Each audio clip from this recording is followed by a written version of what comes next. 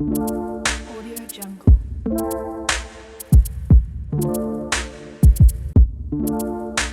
Bonjour tout le monde, bienvenue au podcast Bien-être 360 en compagnie du Dr Christine Laliberté, chiropraticienne. Dans ce podcast, oui, on parle de la chiropratique, mais aussi du mieux-être en général, et on sait que tout le monde mérite de cultiver son bien-être. Merci d'être là et bonne écoute! Bonjour tout le monde, j'espère que tout le monde va bien avec le printemps qui est à nos portes. Aujourd'hui, ce que j'aimerais parler, c'est de l'épigénétique. Ben oui, l'épigénétique, ayez pas peur, c'est pas des épis de blé d'Inde, mais c'est une science qui gagne en popularité.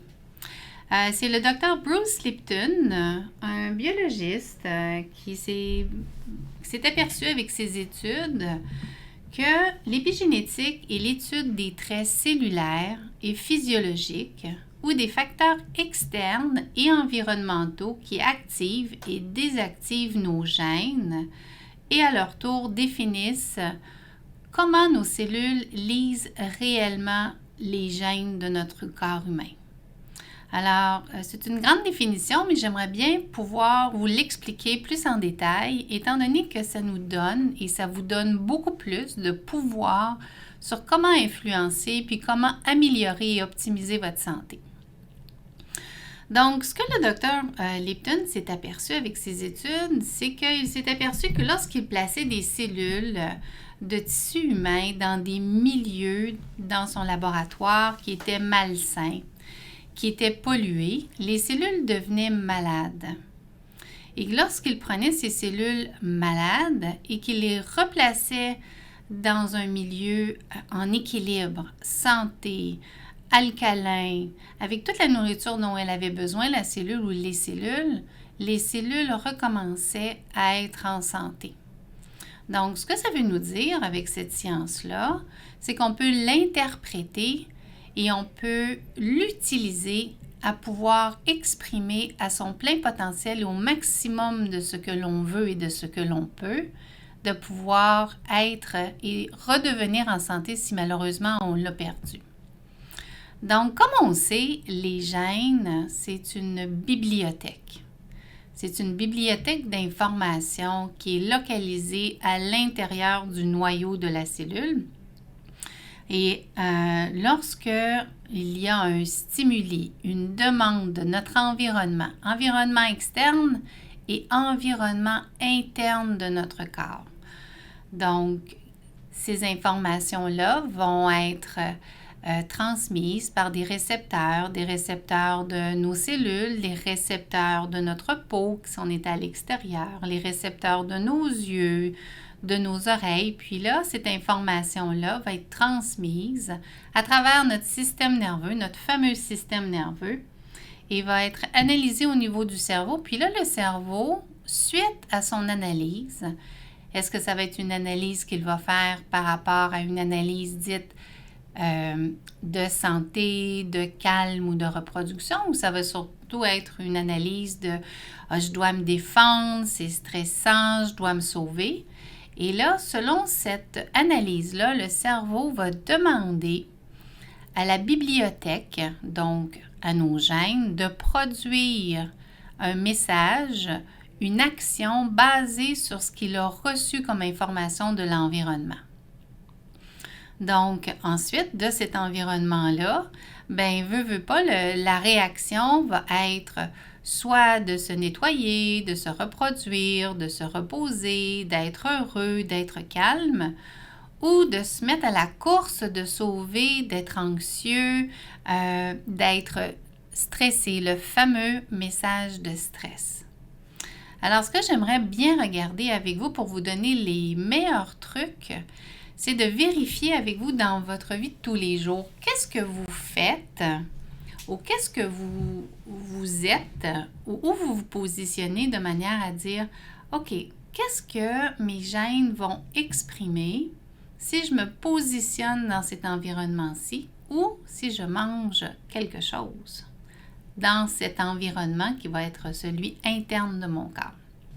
Par exemple, si on est dans le trafic sur le métropolitain, puis il est 17 heures, puis là, ça avance pas, ça peut être bien, bien, bien stressant. Mais si vous êtes à la campagne en train de marcher dans les champs, puis la température est belle, puis vous entendez le chant des oiseaux, c'est sûr que l'environnement dans lequel vous êtes va être transmis à votre cerveau et le cerveau va répondre différemment. Mais là, ce que j'aimerais qu'on puisse vérifier, parce qu'on n'est pas tous à la campagne, on est surtout à la ville, c'est de vérifier quels sont les éléments où vous êtes capable de contrôler pour baisser les stimuli qui pourraient être moins positifs à l'expression génétique d'une réaction de stress ou d'une réaction de fatigue. Une des premières choses que j'aimerais que vous portiez attention, ce sont les cellulaires, les tablettes, les ordinateurs. Premièrement, vous savez que il y a la couleur bleue, la fameuse couleur bleue de ces appareils-là qui vient augmenter le cortisol, qui vient faire que c'est une réaction qui va demander une réaction de stress lorsque c'est trop longtemps stimulé ou trop longtemps vu à travers les yeux. Puis la lumière bleue, elle, on en a besoin de cette lumière-là pour bien fonctionner. Seulement, on ne devrait pas en avoir beaucoup après 16 à 18 heures dans la journée, de manière à permettre au cycle des hormones de pouvoir passer du cortisol à la mélatonine, de manière à pouvoir avoir des beaux cycles de sommeil. Alors, ce que je vous invite à faire, la première chose, c'est de vérifier est-ce que vos cellulaires, vos tablettes, vos téléphones intelligents, vos ordinateurs, vous avez déjà programmé la programmation qu'on appelle Night Shift sur les iPhones ou d'avoir un fond d'écran qui va être orangé au lieu d'être bleuté. Déjà là, ça va faire à ce que le stimuli à travers les yeux qui va être interprété par le cerveau va favoriser une réaction positive santé au lieu d'être stressante avec la lumière bleue trop longtemps. Et dans ce cas-là, on risque de développer des réactions cellulaires de défense qui vont faire qu'on pourrait tomber malade à plus long terme. Donc ça, c'est une chose. La deuxième chose, avec nos fameux cellulaires et tablettes, je vous recommande de ne pas les garder sur le bord de votre lit, de ne pas faire dodo avec vos cellulaires et avec vos tablettes. C'est pas santé! Surtout nos jeunes, ils dorment avec leurs cellulaires. Pourquoi? Parce que automatiquement, ça arrive que les cellulaires ou les téléphones ne soient pas fermés.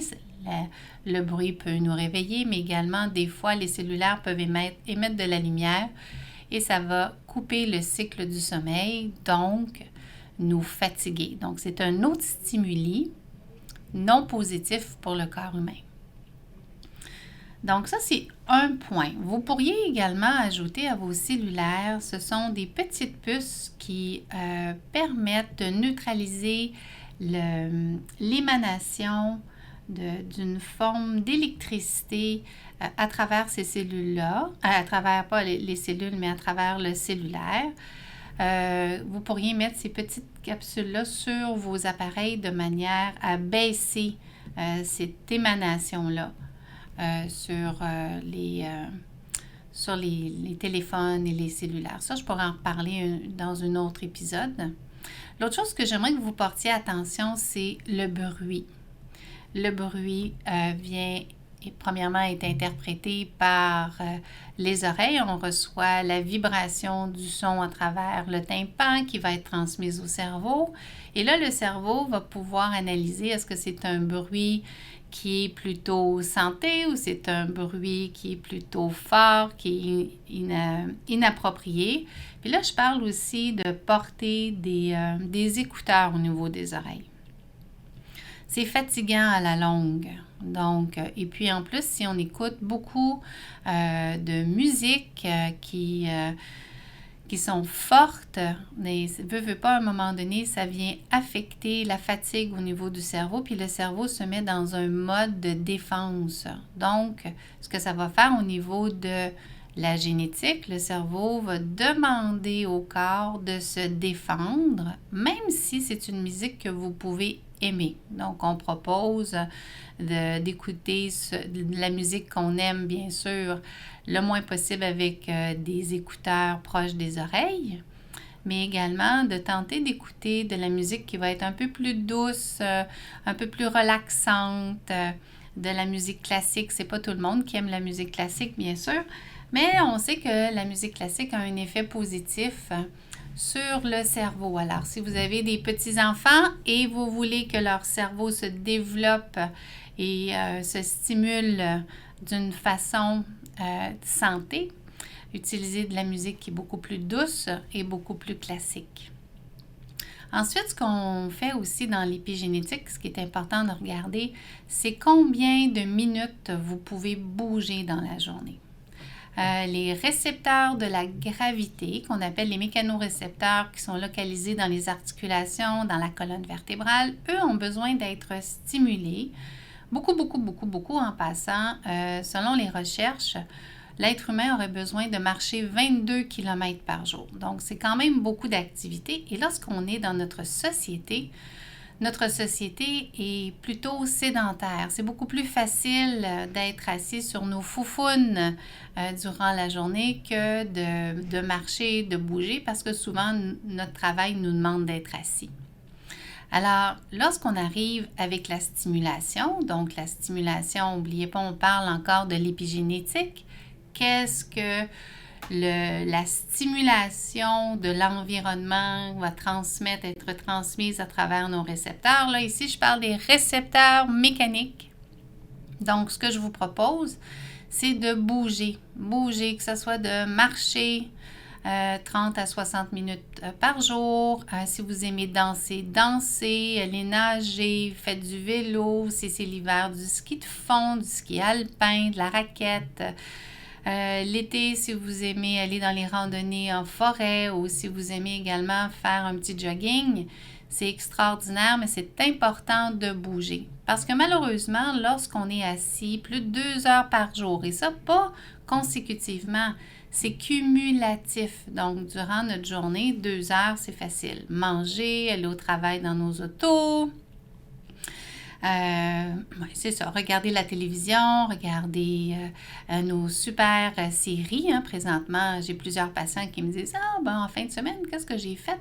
J'ai regardé pour 10 heures de séries. J'avais du rattrapage à faire. » Je dis « Oh mon Dieu, c'est pas très bon pour les mécanorécepteurs, mais ça a l'air que c'était bon pour le moral. » Bon, ça, on pourra en reparler tout à l'heure par rapport à l'épigénétique et comment le moral et le bonheur est important dans notre environnement. Donc, si on regarde pour les mécanorécepteurs, eux, lorsque vous les stimulez et vous bougez, amènent un message au niveau du cerveau et le cerveau l'interprète d'une manière qui va faire que l'état de santé va demander de se reproduire, de se nettoyer, de se régénérer, d'être en équilibre, d'être positif. Mais lorsqu'on est assis bien trop longtemps durant la journée, automatiquement, ces récepteurs-là vont envoyer un message au cerveau qui va dire « là, c'est pas très santé, c'est pas très positif. » Donc,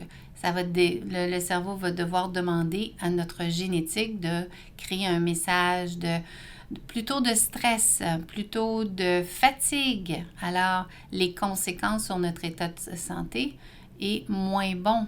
Donc, à la longue, ça peut amener, j'ai bien dit à la longue si ce n'est pas changé, de pouvoir créer des syndromes métaboliques, donc arriver avec un surpoids, peut-être commencer à faire du cholestérol, peut-être commencer à avoir de la pression sanguine plus élevée, commencer également à avoir du diabète de type 2 bien sûr.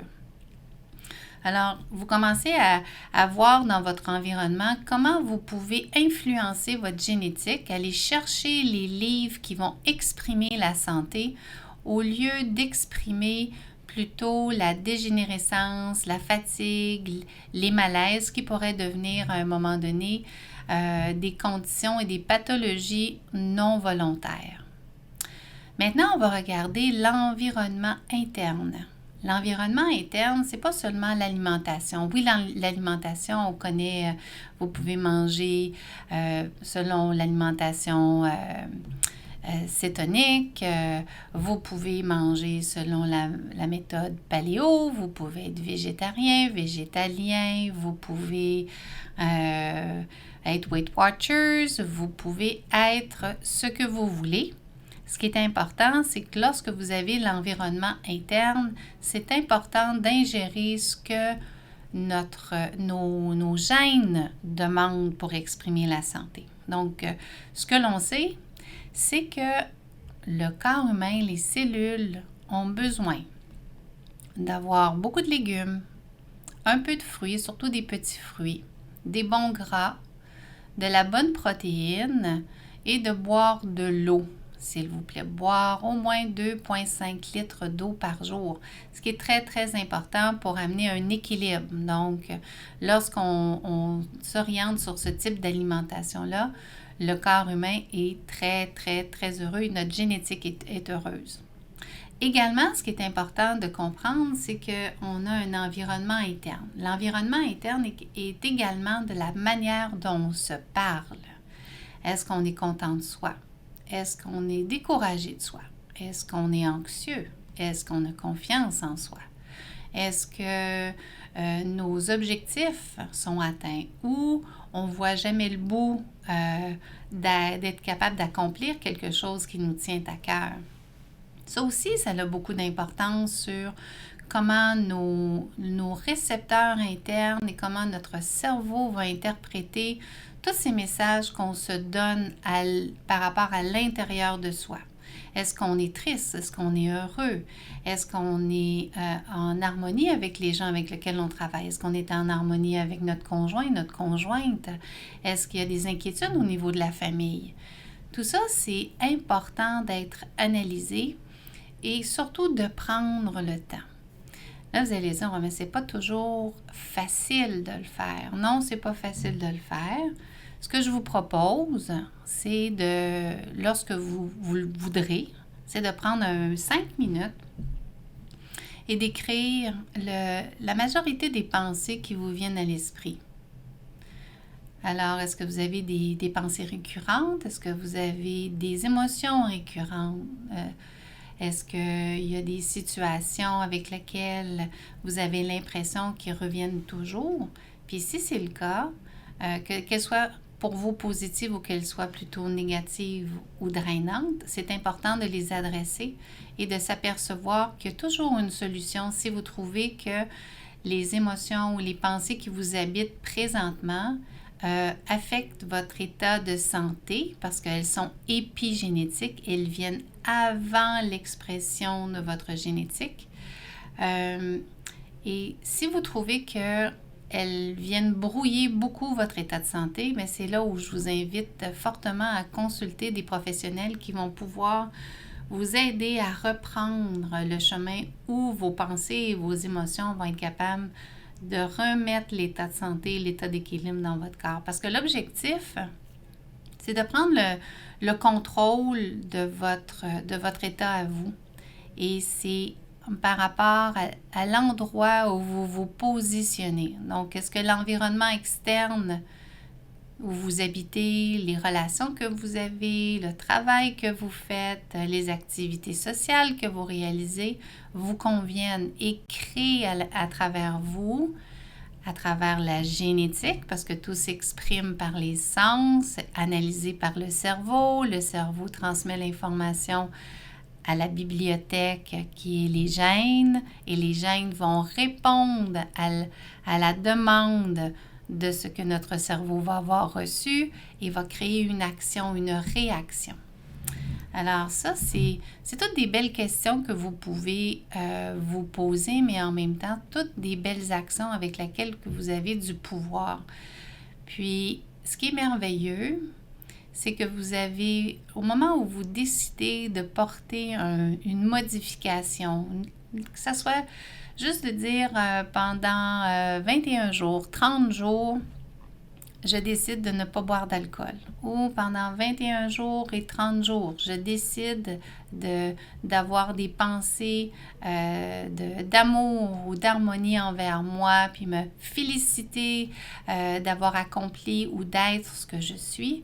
Automatiquement, vous allez exprimer davantage plus de santé.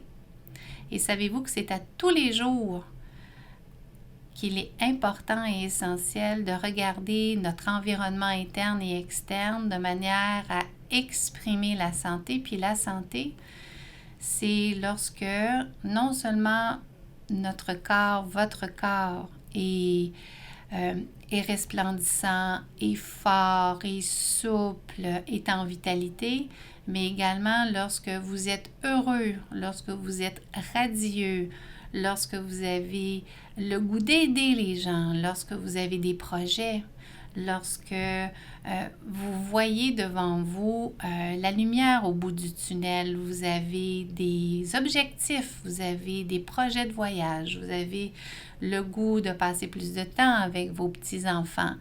Alors, tout ça fait que dans l'environnement, votre environnement va permettre l'expression de votre génétique.